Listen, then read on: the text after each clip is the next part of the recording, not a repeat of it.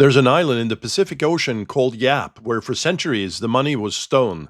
Not small stones, carved stones, discs up to 12 feet across, so heavy they could never be moved. When you bought something big, the stone stayed exactly where it was. Everyone simply agreed with you, and it now belonged to you. And then one day, a canoe hauling one of these stones home hit a storm, and the stone sank to the bottom of the sea. Gone forever, unreachable. And here's the part that should break your brain. The islanders decided it still counted. The family still owned it. They traded it for generations. A rock nobody could see, touch, or retrieve was money. If that sounds primitive, hold that thought. Because by the end of this video, you're going to realize that the money in your bank account works on the exact same trick, and that the entire 5,000-year history of money is really the story of one fragile ingredient. When that ingredient is present, civilizations flourish. When it vanishes, fortunes evaporate overnight. We'll name it at the end, and once you'll see it, you can't unsee it. Let's start where the textbooks start, and where the textbooks are wrong. The story you were taught goes like this. First, humans bartered 3 chickens for 1 axe, then invented coins because barter was clumsy. It's a tidy story. There's just one problem. Anthropologists have searched for centuries, and they've never found a society that actually ran on barter. What they found instead, in the oldest writing on Earth, pressed into clay tables in ancient Mesopotamia 5,000 years ago, was something far more familiar. Tabs, ledgers, IOUs. The world's first writing isn't poetry, it's accounting. Records of who owed how much barley, how much silver, how much beer, to whom. Money didn't begin as a thing, it began as a memory, written down so nobody could argue about it.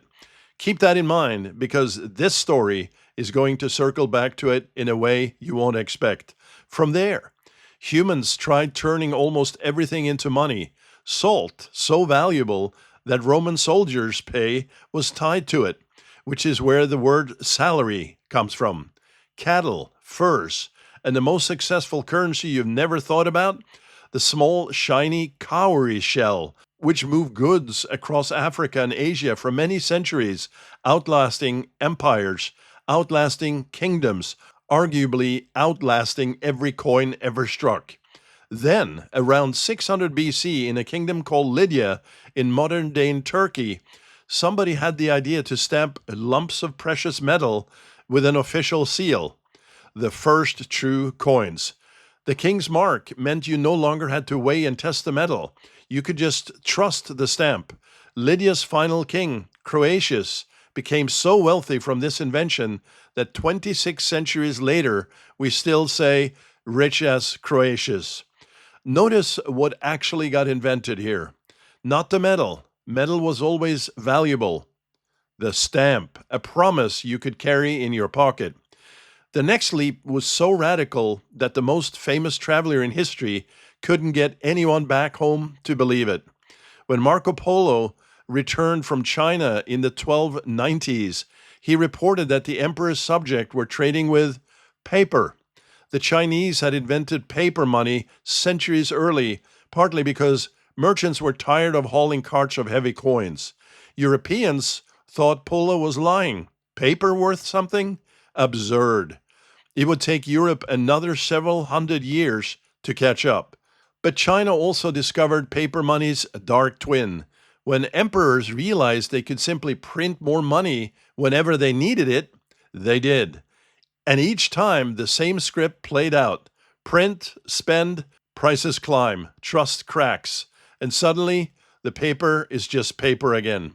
The first money printer and the first money printing disaster came as a package deal. Europe got its warning in a stranger costume. Holland, 1637. The hottest asset in the world was not gold, not land. It was tulip bulbs. At the mania's peak, a single rare bulb traded for more than the price of a fine Amsterdam house. People mortgaged everything to buy flowers. And then one ordinary February day, at a routine auction, the bids simply didn't come. Within weeks, bulbs worth a mansion were worth an onion. Nothing about the tulips had changed, only the belief had. Meanwhile, a quieter revolution was unfolding in goldsmiths' shops. People stored gold with the goldsmith and got a paper receipt. Soon, they stopped withdrawing the gold and just traded receipts. The receipts became banknotes.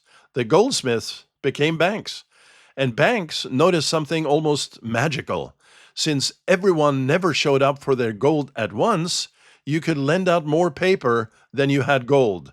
Modern banking, the engine that funded railways, factories, and the world you live in, was born from that observation. For centuries afterward, paper money kept one foot anchored in the old world. Somewhere in the vault, there was gold behind it. That was until August 1971, when United States cut the final thread connecting the dollar to the gold. Since that day, the world's money has been backed by nothing physical at all. No metal, no shells, no stone. And the strangest part? Almost nobody noticed, and the world kept turning. Today, more than 90% of all money has no physical form whatsoever. It's numbers in a database. Your salary arrives as an updated entry on a ledger. You tap a card, and two computers agree to change their records.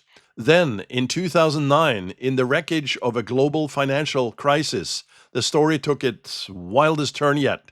A mysterious figure using the name Satoshi Nakamoto, whose real identity remains unknown to this day, released a new kind of money into the world: Bitcoin.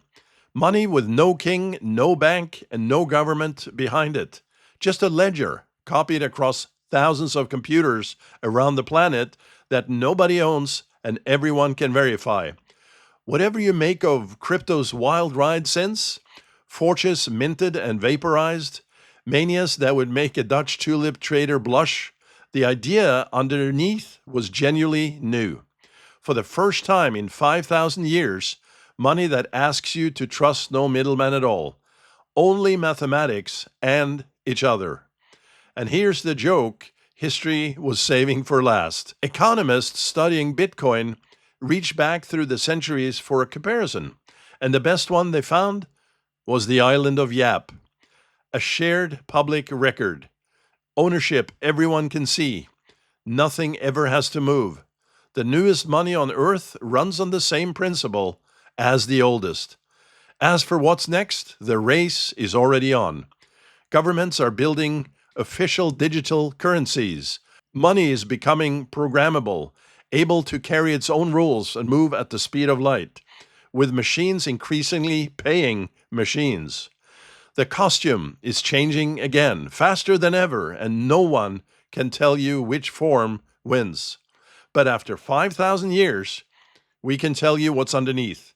We started with debts recorded on clay tables, and we've arrived at debts recorded on servers and shared ledgers. The coins, the bills, the gold, they were a long, glittering detour.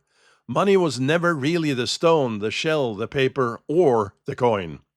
So, what's the one ingredient? The thing the Yap Islanders had when they kept trading a stone on the ocean floor.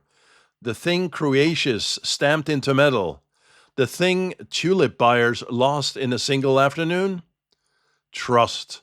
Money is trust wearing a costume. Every form it has ever taken was just fashion of the era. And every fortune ever lost to a mania, a collapse, or a money printer was lost by someone who fell in love with the costume and forgot what was underneath. So here's the question to take with you. The people who do well with money in any century are never the ones who memorize the rules of one costume. They're the ones who understood the game underneath. What's one belief about money you've carried your whole life without ever asking where it came from?